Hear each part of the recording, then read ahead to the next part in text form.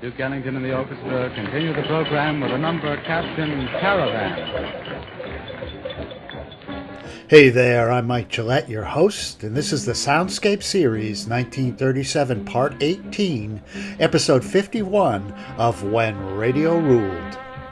This podcast is a montage of excerpts from old-time radio shows, performed live and broadcast September 5 to October 10, 1937. Starring W.C. Fields, Charlie McCarthy, Don Ameche, Edgar Bergen, Fibber, McGee and Molly, Al Jolson, George Jessell, Eddie Cantor, Bette Davis, Cecil B. DeMille, John LeRoy Johnson, Rudy Vallee, the Stroud twins, Orson Welles, Agnes Moorehead, Eddie Cantor, Jack Benny, Mary Livingston, and more.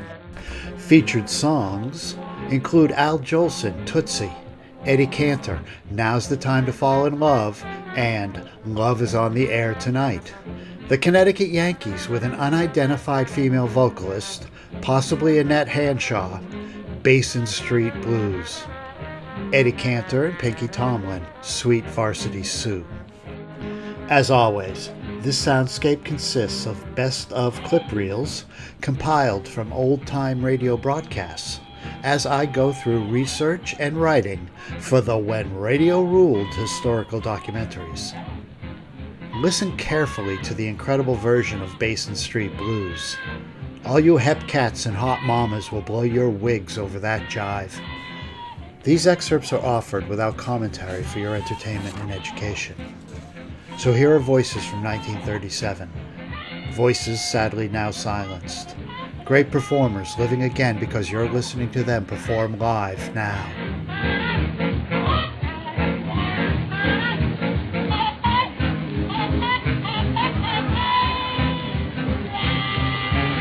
Well, here we are, back again. Hear ye, hear ye, hear ye. The meeting is called to order. Well, you sound very businesslike, Charlie. I am, and definitely, too. The members of the September Sales Committee will answer the roll call. Don Ameche? Present, Sir Charles. Carlton Cadell? Accounted for, Chairman McCarthy. I hate to call this next name, but if I must, I must. W.C. Fields. I couldn't come today, Windwood. If you fix on me again, I'll commit suicide. Ashes to ashes, dust to dust. If the grubs don't get you, then the termites must. Yeah. As chairman in charge of the Chase and Sanborn's Big September Coffee Sale. Alderall and Gadzooks. I am the originator of that, the creator of the big noise. You mean the big nose? Charles. I have arranged to have a handsome picture of myself and Mr. Fields appear in the American Weekly next Sunday. My profile on the same page with that Pope head? Yes. Why do you say that, Mr. Fields? I'd like to fill you with whiskey, stuff a cork in your mouth, and let it age in the wood. Well, anyhow, to spread the good news of Chase and Sanborn's big September sale of their Slough coffee, remember, September. It's the September-October. Housewives, do not be surprised if any morning now you will find me at your back door selling Chase and Sanborn coffee. Remember, September. Gentlemen, in the spirit of this occasion, it behooves me to call to the attention of every woman who looks for special sales. The big September sale on Chase and Sanborn coffee. Did you ever actually teach school, Mr. McGee? Did I ever teach school? Why, back in Columbus, Ohio, Guff, in my younger days, I was the #1 educator. Curriculum McGee, I was known as in there. Oh, my.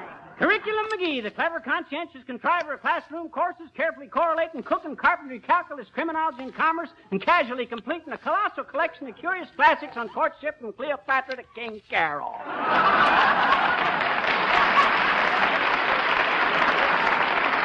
Well, what are you waiting for? Play! Tootsie, goodbye. Tootsie, don't cry.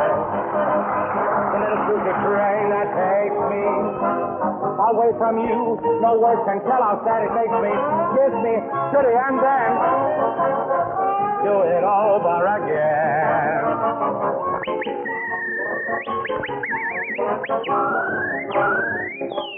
That was me whistling. Don't cry, Tootsie, don't cry. Goodbye, Tootsie, goodbye.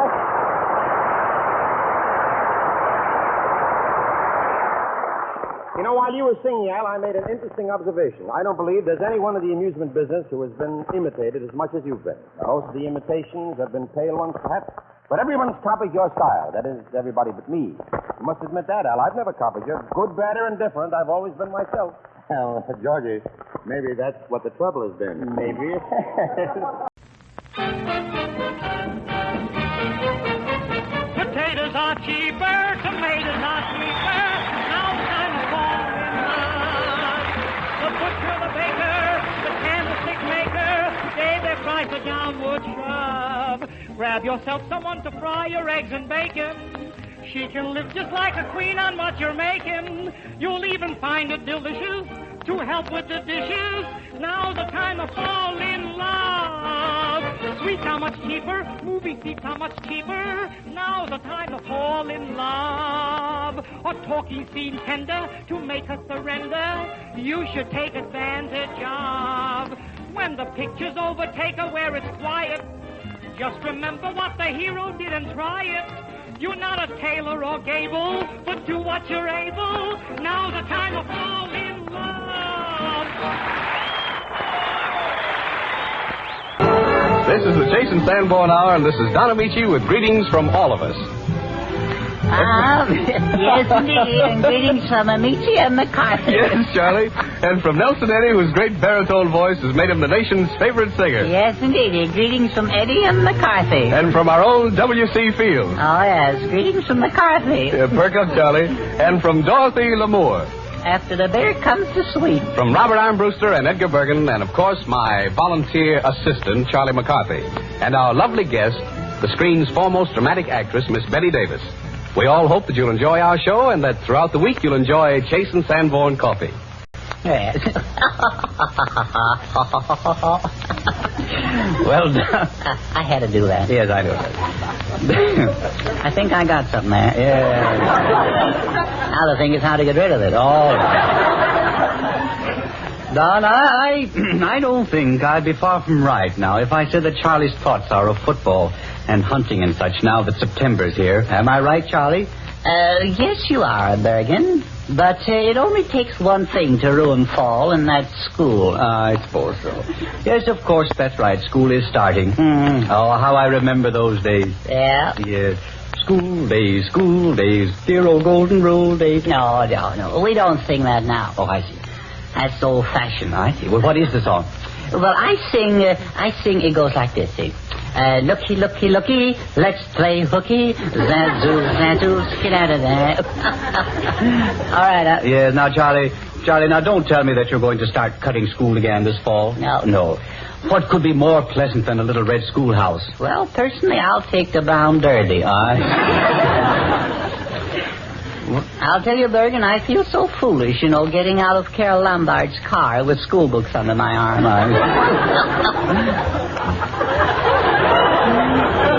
Going to 6A. But I shouldn't mind 6A. I should be getting used to it for now. Mark my words, young man, you will regret your attitude toward school. Yeah? Yes.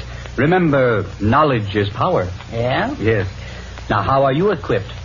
Well, I'm not exactly muscle-bound. No. I'm just a bundle of nerves, that's all. Just twitching nerves. That's all, just nerves. Twitching, yes. There I go again. Yes. Well, and also, Charlie, success and education, remember. Yes. They work together. They go hand in hand. That's the trouble. They're ganging up on me. Let me quote Mr. Mann. A human being is not in any proper sense a human being till he is educated. I resent that. No, it's not. No, for instance, look at Don Ameche. Yeah? Well, I am looking at him. So what? Do you think that his talents came by accident? I don't know. Do you think he just walked into a broadcasting studio and said, I'm going to be an actor, or I am an actor? Yeah? Do you think so? I don't know. Well, you can be sure that something happened before that. Yeah? Yes. Oh, you mean his old man said, go to work? No. No, I mean schooling and studying. Oh, you're back at that stuff again. Yes. Don, Charlie would like your opinion on school and education. You see, Don is a graduate of Wisconsin. Is that true, Mr. Ameche? Indeed it is, Charlie. Study is the salvation of mankind. The young man of today should be grateful that opportunity knocks, where before was only indolence and inactivity. Do tell. Book learning. Well, I never looked at it just that way. In fact, I still can't see it. Would you advise me to go to school, Mr. Ameche? You know, I'm awfully glad you asked me that, Charlie. Very, very glad. You are? Yes. Doesn't take much to make him happy, does it? My happiest hours have been spent among my books. Did you ever read Dead-Eye Dick, the Demon of Dakota? No, Charlie, I can't say that I did. Well, you haven't spent your happiest hours yet. There's no reason for not reading it. It only costs $10. Charlie, if you want another example, look at Dorothy L'Amour. I'll be glad to do that. If Dorothy was my teacher, I'd stay after school every day. Yes, I know. Oh, Dorothy, I wish you'd talk to Charlie. You seem to have a little influence with him. He doesn't want to go to school this fall. Well, Charlie, if you go to school, I promise to help you with your homework. Oh. You can come over to my house evenings, and we can have discussions and debates. Uh-huh. We can study a little, too, can't we?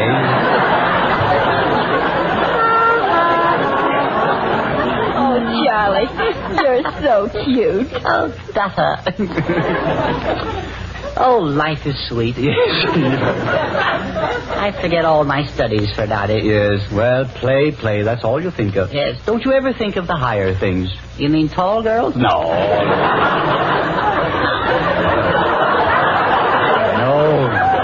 No, I'm still speaking of education. Oh, you are? Yes.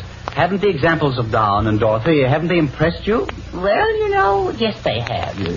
I bet you feel sorry that you didn't go, Mr. Bergen. Wait a minute. I want you to know that I studied at Northwestern Medical School. You did? Yes.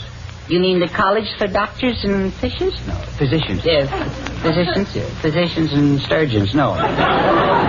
Surgeons. Yes, surgeons and fishes. No. Yes, forget it. All right. Well, say, why aren't you a doctor then? Well, after 2 years of study, I felt that my talents ran along other lines. Oh, I see. You flunked out, huh? No. You think you're pretty cute, don't you? Yes. But consider the years to come, young man. Uh-huh. What will you be 50 years from now? 62. No. After all, why should I learn a lot of stuff like Latin? I never intend to go there. It isn't what you learn that's so important, Charlie. It's learning to think. Oh, so that's it. Yes. That's why you have mathematical problems such as if X plants 20 rows of potatoes and at the end of each row he puts up a marker. Oh, X marks the spot. Yeah, no. Well, who is X? Well, X is hypothetical. Oh, that is too bad. He shouldn't be working. But now remember, Y works twice as fast as X. Well, he's feeling good. Well, that helps. Why don't you get rid of X? Well, maybe we will. But why? No, X. All right. Now, let's take another problem. Why don't you plant tapioca? Well, tapioca wouldn't grow. Well, then we wouldn't have to bother picking it. All right. Suppose you have 3 cows. If the second cow gives twice as much milk as the first cow, and the third cow gives half as much milk as the first and the second cow give together, how much milk would you pick, or which cow would you pick? Well, you didn't help that any, did you?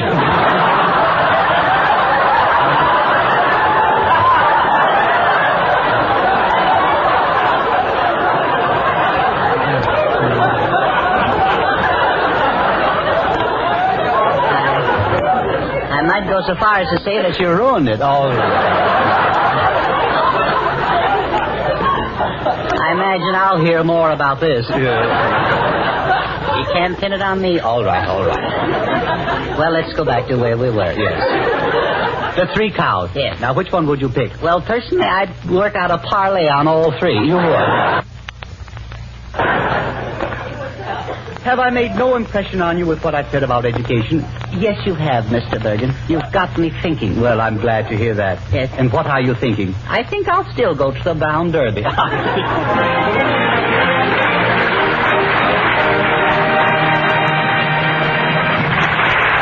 Betty, I am ready. When I see you, I'm unsteady.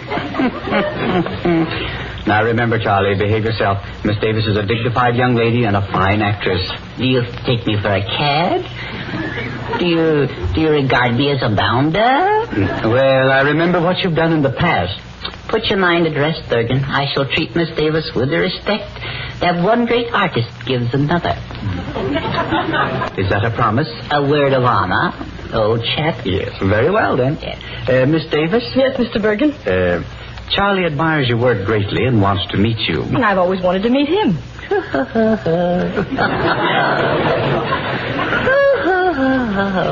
Well, welcome, Miss Davis. Welcome indeed. Thrice welcome. You overwhelm me, Mr. McCarthy. That's not a bad idea. now, Charlie. No. I was carried away, Bergen. Carried away. No offense, Miss Davis. Oh, no offense, Mr. McCarthy. All right. Miss Davis, your performance tonight was no less than superb. Are you as flattering to all the girls you meet, Mr. McCarthy? Oh, no. Girls may come and girls may go, but Davis is ever in my heart. You're very kind, Mr. McCarthy. Nothing, really. Miss Davis, I simply adored your picture. I sit on Bergen's knee, but I worship at your feet. You touch me deeply, Mr. McCarthy. And may I add that I have found your antics constantly amusing? Compared to your art, I am only a buffoon, a thing of rags and tatters. Yes, but under your mask, I am sure something deeper lies. Oh, lies and lies and lies and lies. You know, you have a certain pathos, the spirit of Pagliacci. You mean Pagliacci wants a cracker? No. Oh, I shouldn't do those things. With your acting, you should go far, Mr. McCarthy. Oh, thank you. The farther, the better. Oh, How far can I go, Miss Davis? Charlie. Your promise. Yes. No offense, Miss Davis. Oh, no offense, Mr. McCarthy. No. What would you say, Miss Davis, if I told you I thought you were a honey? Charlie. I won't say it, Bergen. A promise is a promise. All right. Frankly, I'd like it, Mr. McCarthy. Mm-hmm. If you hadn't promised Bergen. I might ask you to meet me at luncheon tomorrow, Miss Davis, if I was allowed to say it, but you know how it is. I'd be glad to go, if you hadn't promised Bergen. Yes. You know, I'd ask you for a date tonight if I hadn't promised Bergen. No, none of that, Charlie. All right.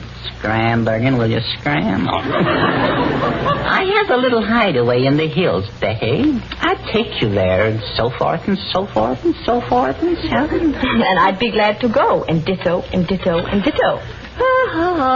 Charlie, remember. Oh, will you scram, Bergen? And under the stars, Bette, I would tell you how wonderful you are if I hadn't promised Bergen. Now, remember, Charlie. Oh, scram, Bergen. Miss Davis, I really ought to warn you. Scram, Bergen.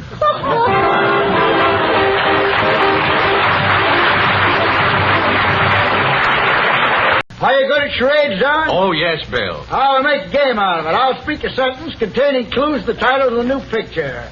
New picture's Paramount. William LeBaron, chief of...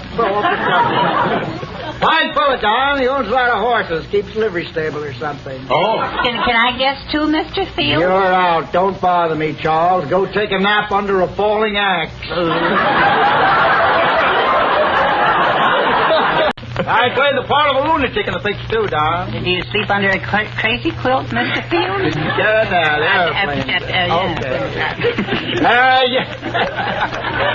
What up? Yeah, did I sleep under a crazy quilt? Yeah, Charles, I shudder to think of you spending your old age in a beaver dam. No wonder. No wonder Mr. Field's nose looks like a flame. He's an alcohol burner.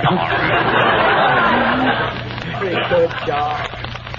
Charles, the world is getting tired of little people. By the way, my new picture is part to you, Charles. You walk into a flaming forest fire. Yeah, but Bill, Charlie can't walk. That'll be all right. I can slow him in. There he goes. Kicks me around the place like a football. Charles, someday I'll spread your legs apart and use you for goal posts. Bill, you know, I think you could make something out of Charlie. Yeah, they'll shove him into a hula skirt. Hold it, Paramount, here I come. Action, camera, shoot. I love Bolivia. Live action camera shooting. Loves Bolivia. Thank you, Edgar Bergen and Charlie McCarthy. And thank you very much, WC.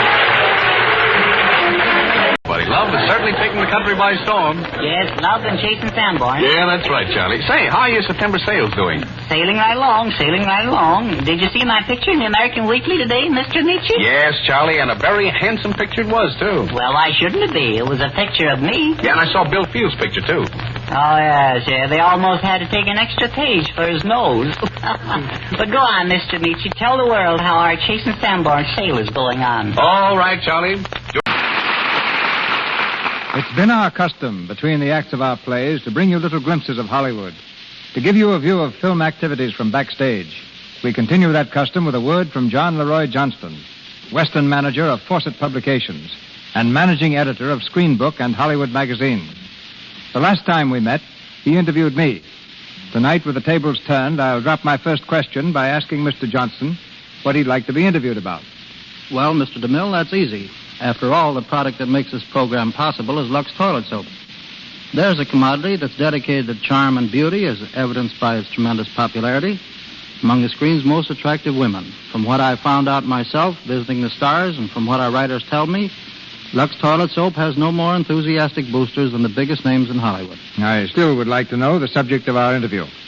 Well, I'd like to express a few of my views on beauty, or rather on the most beautiful women of motion pictures in 20 years. They say a fool walks in where angels fear to tread, so here I am, a perfect casting job. What's the basis of your choice? The best subjects for your magazine covers? No, magazine covers are chosen to acknowledge the popularity of certain established or rising young players. I'm guiding myself by what strikes me as being the typical American conception of beauty. By this, I mean normal, charming, finely chiseled features, clear, expressive eyes, intelligence, poise, well, to be brief and honest, loveliness. Which predominates in your list? The old-fashioned type of yesterday or the athletic girl of today? Frankly, I don't believe the American ideal of real beauty has or will ever change. I think every man admires the lovely, dainty, feminine woman. If she's truly beautiful, she'll look beautiful in crinolines or slacks. So, from the silent days onward, here's my all-American team. Selections representing every section of the continent. Alice Joyce, Corinne Griffith, Clara Kimball Young, Billy Dove, Mary Nolan, Joan Crawford, Janet Gaynor, Jeanette MacDonald, Dolores Del Rio, Norma Shearer, and Madeline Carroll. And for a second team, I'd say Ann Harding, Carol Lombard, Joan Bennett, Anita Louise, Madge Bellamy, Virginia Bruce, Mary Astor, Gloria Stewart, Olivia de Havilland, Mary Bryan, and Marla Shelton. Now, offhand, I can't say whether or not I agree with your choice, Mr. Johnston. But I wish I could have all your all-American beauties in one picture. And I wish you'd provide a police escort so that I can sneak out of here before folks start throwing things. I'm on my way. Good night. Miss Lester, this microphone is on an international hookup. Throughout the world, your fans are hoping you'll say a few words to them. Will you, please? Of course. Hello, everybody. McGee, what on earth is the matter with your face? Them horses knocked a couple of teeth loose. Well, I told you you didn't know enough to handle that Ben-Hur business. Oh, is that so? Why, say, up in Saskatchewan, I was the leading theater man.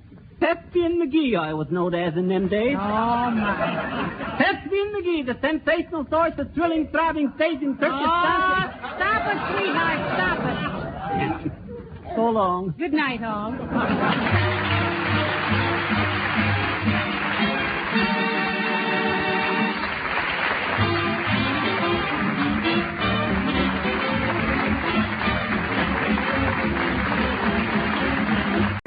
The odd stories above us, where the Central Radio City building pushes aside the clouds over Manhattan. White tie customers in the swanky Rainbow Room are being amused these early autumn nights by a team of comedians with a new approach to the laughter industry. These newcomers to the high places are the Stroud twins, Clarence and Claude, identical duplicates in a pair of very smooth workers. You hear now their first network performance. America, meet the Stroud twins.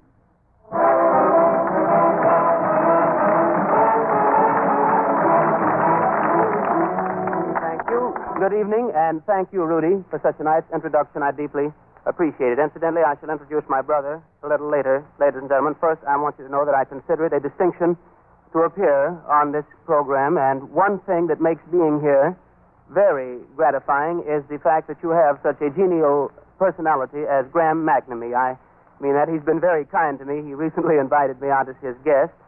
I really feel that I owe a debt of gratitude. He was very nice. He has an excellent sense of taste. We had some very charming little ladies with us, thanks to Graham. They were decidedly charming society girls, debutantes. However, I shouldn't complain. As I recall, the little lady with me was very lovely, ravishing, in fact. She had the most beautiful black hair and nails you've ever seen, but I didn't mean that offensively. I find that it pays to speak well of everyone. It's really a policy of mine, and I've been very fortunate as a result. I was in Europe. That's all I wanted to know.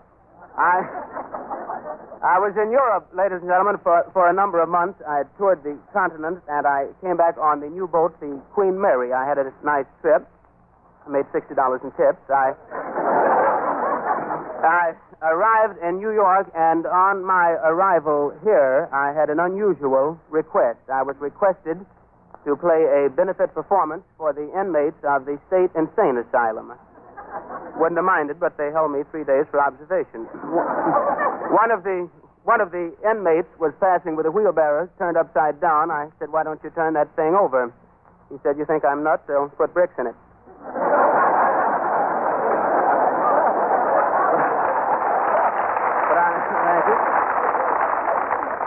But I did. I went from New York to Hollywood, ladies and gentlemen. I was very anxious to get to California. My reason primarily for going to Hollywood was the picture objective. I've been very seriously interested in pictures. In fact, during the last 2 years, I've been writing scenarios and sequences and all that sort of thing, and I've been sending them in to the producers. Of course, more recently, I've just been destroying them myself. But to give you...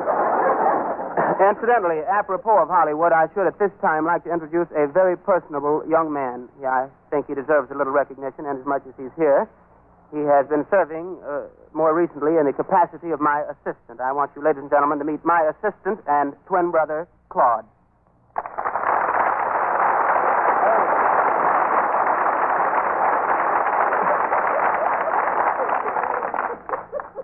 Hello. Hello? Is that all you have to say, just hello? Well, I think that about covers it, yeah. Why, don't you realize this is a very important moment in your life that you are appearing on the Rudy Vallee program? Oh, I know where I am, yes. Well, it should mean something to you. You don't seem very enthused about it. You are pleased, aren't you? Yes, I'm happy about the whole thing.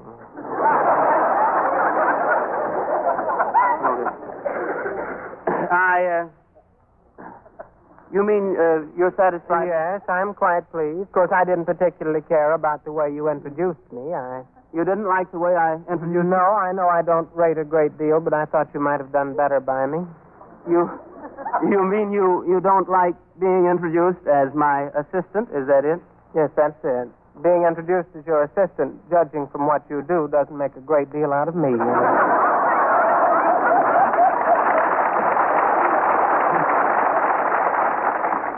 I'm sorry. I did it impulsively. Well, I just wanted to thrash it out with you. Well, I think we should have an understanding. I neglected to tell you before, ladies and gentlemen. I'll make amends if I can. I should have told you it was an oversight. He has quite a cultural background. It's worthy of note. He's a college man. He's an alumnus, in fact. He went right through with it. What college did you attend? What? Sorry, I disturbed you. I say, what college did you attend? Wellesley. You attended Wellesley. Wellesley is a girls' college. Yeah, I found that out. Oh, you did. What subjects or studies did you pursue in college? What preoccupied you mentally? Oh, you mean... What was in your curriculum? You mean, what did I study? Well, I could have reduced it to that. Yes. I wish you had. I studied languages there. I was a student of languages. A student of languages? You speak one language, no doubt, better than you do the others. You you couldn't speak them all equally as well. You must predominate in one. Oh, I do. I think I speak French better than anything else. French. Parlez-vous français? Oui. Vous êtes un cochon? Oui. Vous êtes un très joli cochon? Oui. Ask me anything.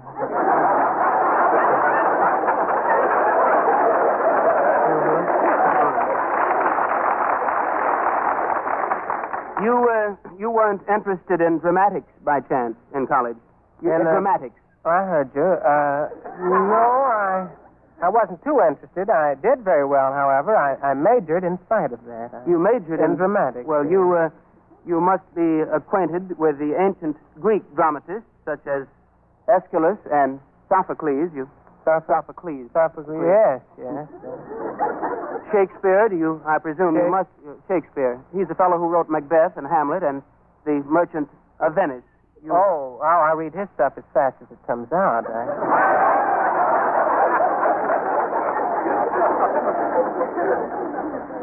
It's obvious that you are of a literary turn of mind. I'm glad to know that you like poetry. We have that in common. That's nice to know. Coincidence. It is. Remark about it. I suppose it is. I really do like poetry a great deal. I like wit, too, when I hear it. My mind is more or less equally divided between wit and poetry. You're not impartial at all. No, it's sort of a half poet and a half wit. I just wanted. No, I mean... Of course, there's one thing I do like to study more than anything else. You have one study that you like. Well, what is that? Bugs. You mean entomology? Bugs. Sort of a hobby with me. Oh, it's sort of a hobby. Well, maybe you could enlighten me. I'm curious to know where all the fleas go in the wintertime. Search me, eh? Oh, that's all right, as long as I know. However, before we leave the subject of insects, who was the girl I saw you with in the lobby with the hummingbird face? Girl with the what? The hummingbird face. Hummingbird? Oh, that's my fiancée. I've asked her to become my wife. Oh. Forgive me, it's my mistake. No, it's my mistake.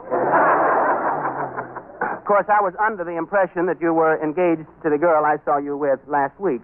No, that's more or less off. That sort of blew up. She left. She went to the West Indies. To the West Indies. Jamaica? No, it was her own idea.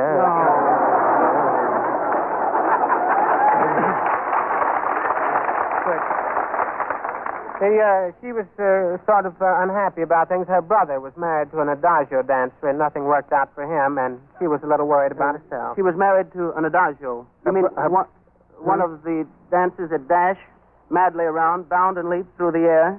Yes. You mean her brother married one of those? They were married for over a year, and then he didn't even kiss her once. Well, what's the matter? Didn't he love her? He loved her, but he couldn't catch her. You see, her... excuse me, you're not still offended about the way I introduced you. I hope I've made amends. Well, You're fully recovered from your hurt. I mean, you're once again normally complacent. Yes, I feel better. Then I've straightened everything You've out. adjusted everything. Well, I suppose we might go. It's all right with me. Well, I think so. Yes, Goodbye.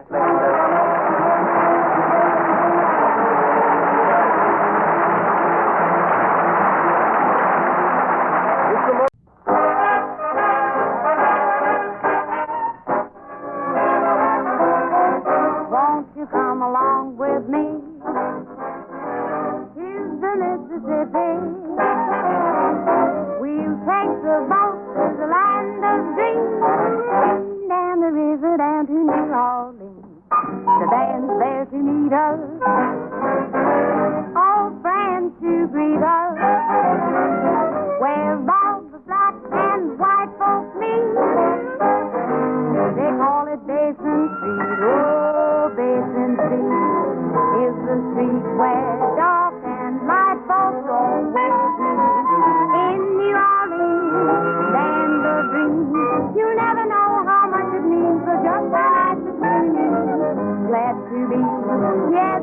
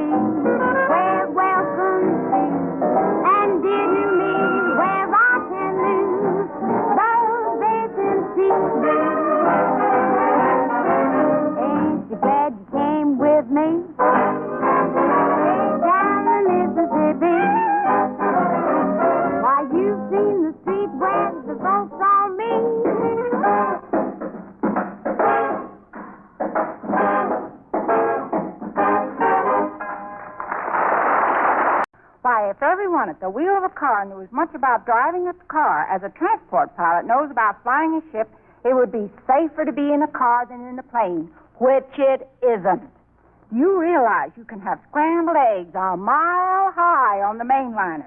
Do you realize that Dick Garland's wife flew from Los Angeles to Seattle with us in lounging pajamas? And that Adela Rogers St. John flew across the continent in an evening gown? Do you realize that the berths on our sleepers are as big as a twin bed? Do you realize we flew a 3-day-old baby across the continent from New York to San Francisco? Do you realize that we have bridge tables, chess and checker games, binoculars, typewriters, and bedroom slippers on board? Why, do you Just a minute. realize... Whoa, let's go back a bit. Do you realize, Miss Stansbury, that you've stated that planes are safer than cars? Is that a fact, actually? Can you prove it? I can't, no. But just ask your insurance agent about it. It's absolutely a fact that one of the leading American insurance companies considers an individual flying in a scheduled transport plane an A risk, whereas that same person making that same trip by automobile is a B risk. In other words, competent authorities believe you're safer in the air in a transport plane than you are in your own car in Sunday traffic.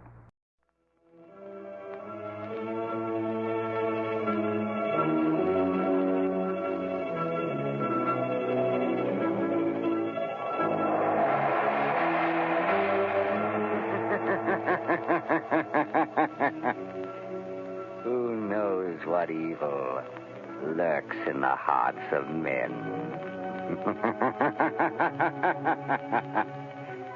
The shadow knows.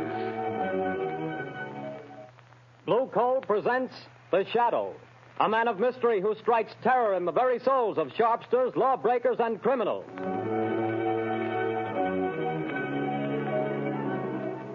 No, Margot.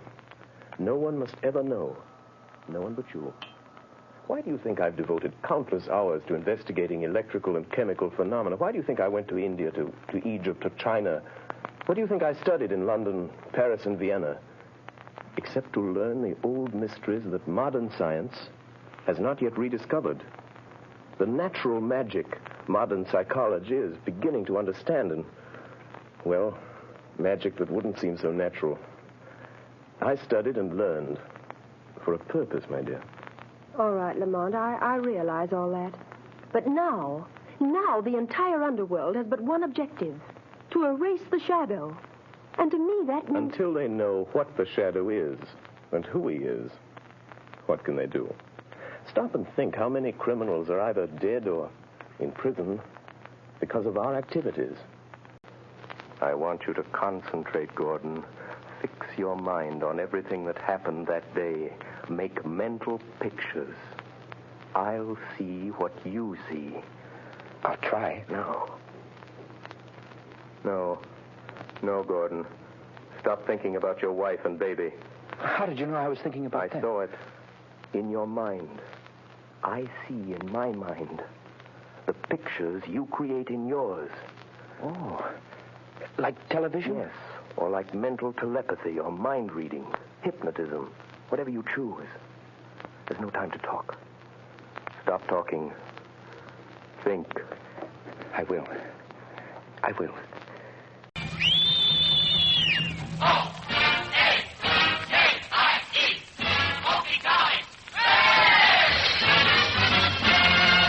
Jack Oakey College with the Prez himself, Stu Irwin, Raymond Hatton, Helen Lind, and the music of Georgie Stoll with Harry Barris, Catherine Kane, and the Camel Chorus.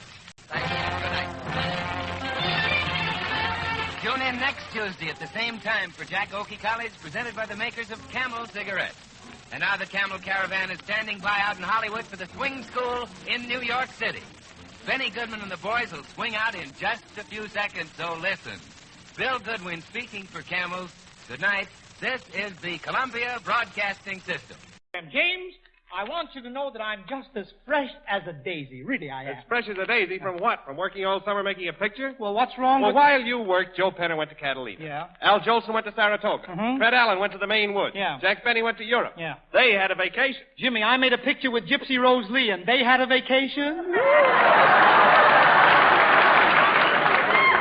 Now that the football season is open, from the picture life begins at college, Pinky Tomlin and I bring you the song, Sweet Varsity Sue. See that diffy on the 50-yard line, that gorgeous college flame, you see it every game. If you don't know Sweet Varsity Sue, I'll describe her to you. She wears a crimson rose for Harvard. She wears a marigold for old Purdue. And when you see her at New Haven, her chrysanthemum is Beulah blue. She wears a goldenrod for Notre Dame and a violet for NYU. But the rarest, fairest flower of all is Sweet Varsity Sue. Every star above knows just who's in love with you, Sweet Sue. And the moon on high knows the reason why it's true, Sweet Sue. But she's such a prize, all the other guys do their best to steal my Sue away from me. Pinky, what's the trouble with you and Sue? She drives a different car to every game, according to the fellow that she dates. With Lanny Ross, she drives a Packard. With Al Pierce, it's Lincolns and V8s. I hope. With Major Bowles, she drives a Chrysler 6. And with Rubinoff, a Chevrolet. She drives a fellows crazy from Maine to Mexico. But that's okay as long as she drives with a tank full of Texaco. She's the college queen. She knows the gasoline. She's the all-American girl. And she knows her rail. She is true blue. Who? Sue. Sue who? Varsity Sue.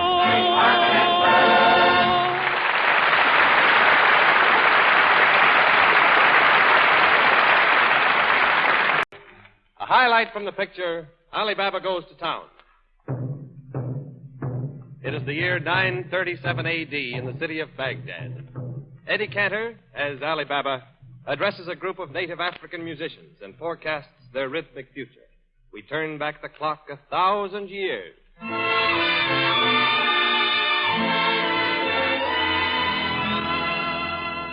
Sing your hosannas. Hosanna.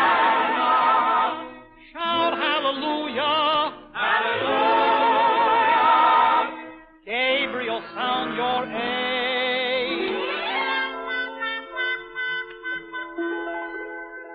There's a great day coming to you 1,000 years from today.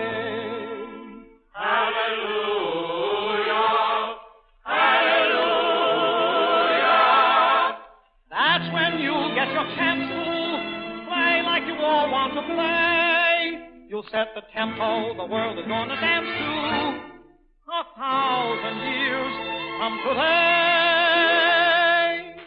There's going to be a Harlem. It's going to be a high-beat heyday. Your ho-dee-ho-day. Your moaning low day, too. There's going to be a Harlem. There's going to be a dance called truckin', and a dance called thinkin', and a crazy kind of lazy kind of dance called Susie Q. Here's how to do truckin', here's how to do peckin', and here's how to do the Susie Q.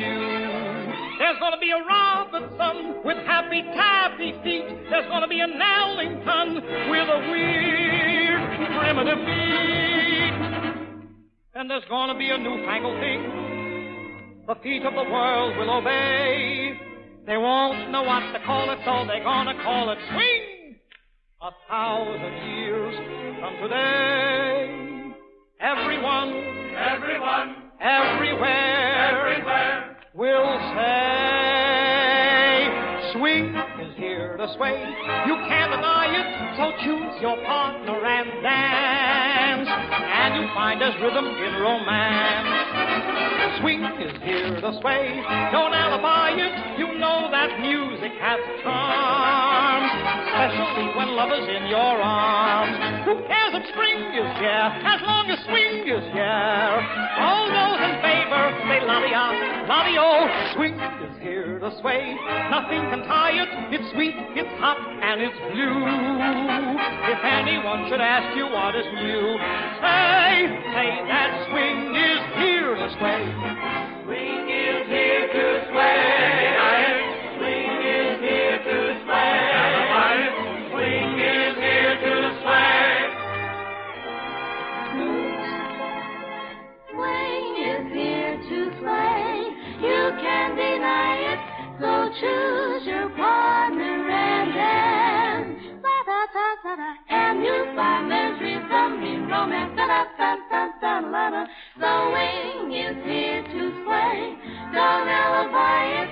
You know that music has charm. Da-da-da-da-da. Especially when love is in your heart. Bong, bong, bong. Who cares if spring is here as long as spring is here? All those in favor say, la-dee-ha, la-dee-ha, la-dee-ho. The wing is here to play. Nothing can tie it. It's sweet, it's hot, and balloon. Baby, if anyone should ask you what is new, I'll tell them. You tell them, I'll tell them. The swing is here to play. Swing is here to play. Who cares if spring is here, as long as swing is here? All those in favor, say la-di-o. La-di-o, swing is here to play. Nothing can tie it. It's sweet, it's hot, and it's new. If anyone should ask you what is new, say that spring is here to play.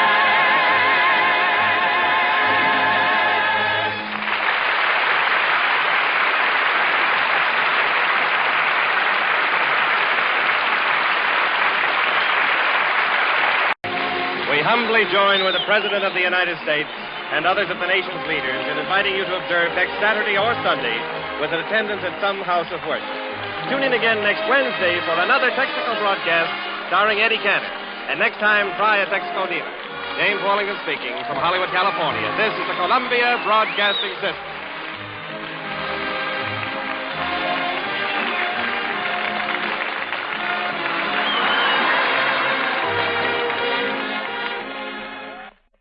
Anyway, Mary, it was nice of you to bring us perfume. And that's not all. You know what I brought for our audience? What? A poem. A poem? Well, that ought to smell, too.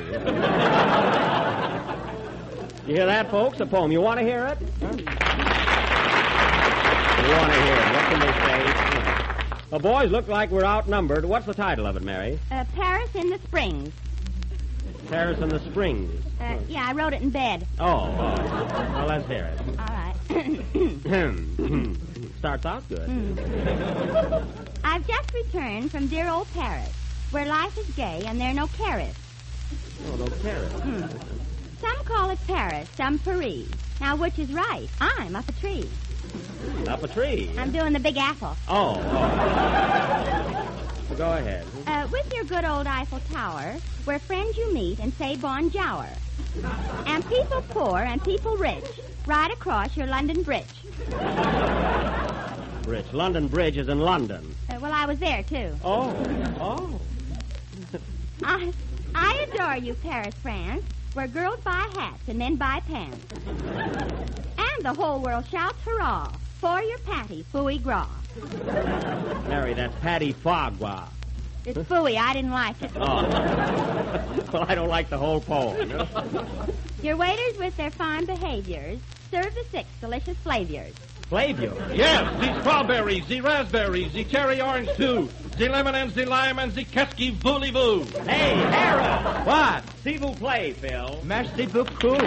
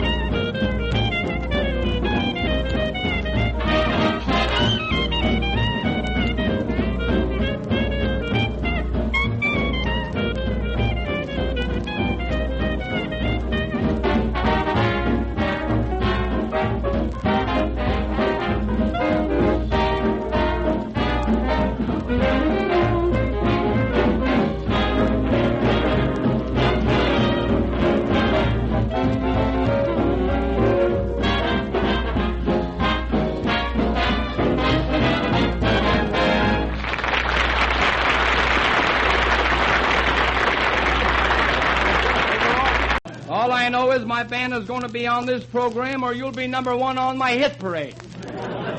Now, look here, Abe. Now, just a minute. Are you trying to intimidate me? What? Are you trying to intimidate me? How do I know?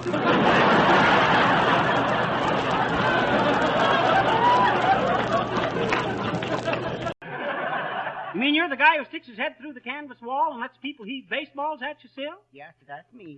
Well, why aren't you working now, silly? Well, I ain't no fool, ma'am. I got my brother Considerable working for me for a while.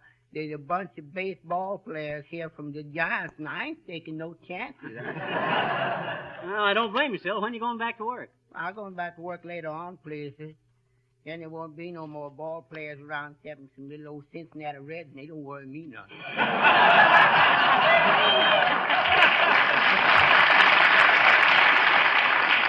Well, hey, Eddie, look. Here comes a boy with another telegram for you. Oh, yes, sir. I'll take it, my lad. I'll take it. Will you sign here, Mr. Fred Allen? Fred Allen? I'm Eddie Cantor. Why do you call me Fred Allen? I don't want my friends to think I deliver to riffraff.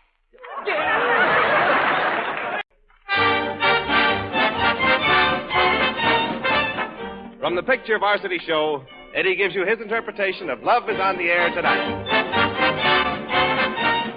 Up in Maine or on the western plain, makes no difference where you go.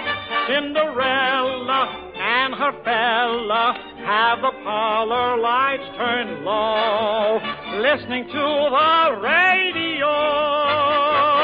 Love is on the air tonight, and it's on a heart-to-heart hookup. Love is everywhere tonight. Better look your coziest nook up. Each station throughout the nation will have a song coming through. So if your set works, the major networks will do your wooing for you. You should never sing to her if a song is not up your alley. You may sound like Bing to her, but suppose she likes Rudy Vallee.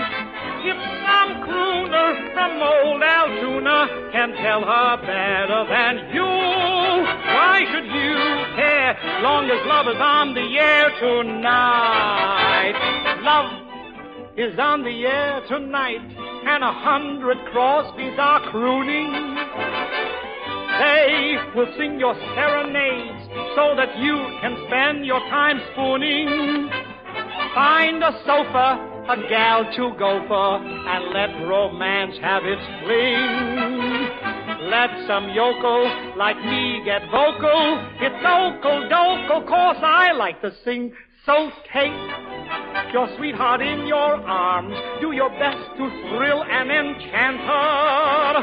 There's no need to vocalize. Leave the dirty work all to Cantor. If some Romeo selling Texaco tells her better than you, why should you care, long as love is on the air each Thursday, Friday, Saturday, Sunday, Monday, Tuesday, especially Wednesday. Love is on the air tonight.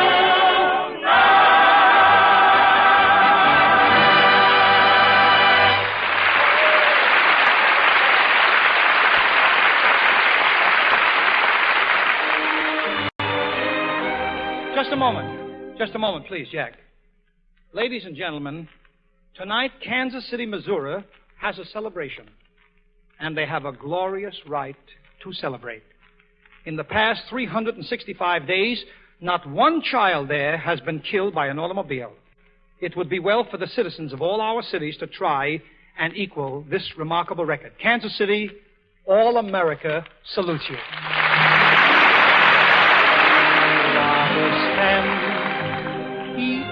Wednesday with you, as friend to friend. I'm sorry it's true. I'm telling you just how I feel. I hope you feel that way too. Let's make a date for next Wednesday night. I'm here to stay. Will be my delight. Good night. Tune in again next Wednesday for another Texaco Town broadcast starring His Honor the Mayor, Eddie Cantor. And next time, try a Texaco dealer. Did you ever watch Eddie Cantor broadcast? Yes, I have, Jack, and he's very funny. I didn't ask you that. But is he jittery? Did you ever notice his eyes when he works? I'll say it seems like they're going to pop right out of his head. Well, they would if he didn't use glue for an eye wash. I can mention any number of cases. Now, you take Fred Astaire. I'll take Ginger. Quiet. No, really, you've seen Fred Astaire in pictures, haven't you, Don? Yes, I have, and his dancing is marvelous. Dancing? Why, that's nothing but a nervous twit.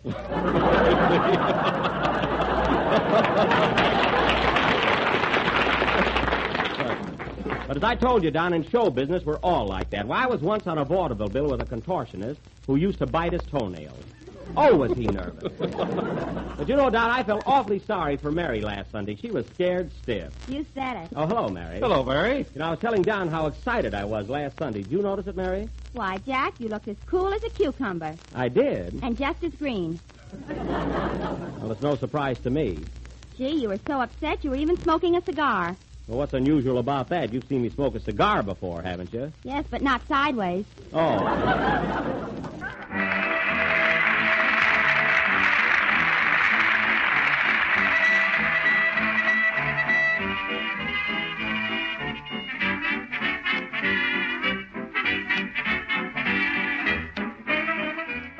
Thanks for listening to 1937 Part 18, the Soundscapes audio montage series number 27 from When Radio Ruled. I'm Mike Gillette, your host. When Radio Ruled and the Soundscape series are before TV productions. Copyright 2022.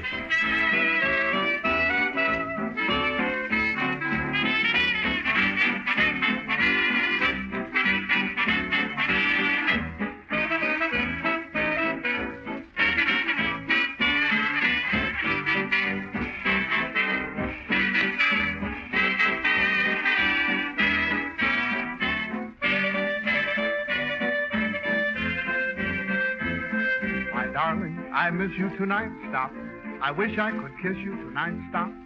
Want to let you know just how I am, so I'm sending you this telegram. The weather is rainy and cold, stop. The next house to our house was sold, stop. Lovely neighbors moved in by the way, came around to borrow eggs today. Here's some news that's really news, Mr. Brown became a pop. Don't forget to wire and say, congratulations, stop. My darling, there's so much to write, stop. A letter will follow tonight, stop. Wonder if you're lonely as I am. Now I've got to close this telegram. I love you, stop. Mean it, stop. Phone me, stop. Write me, stop. But don't stop loving me.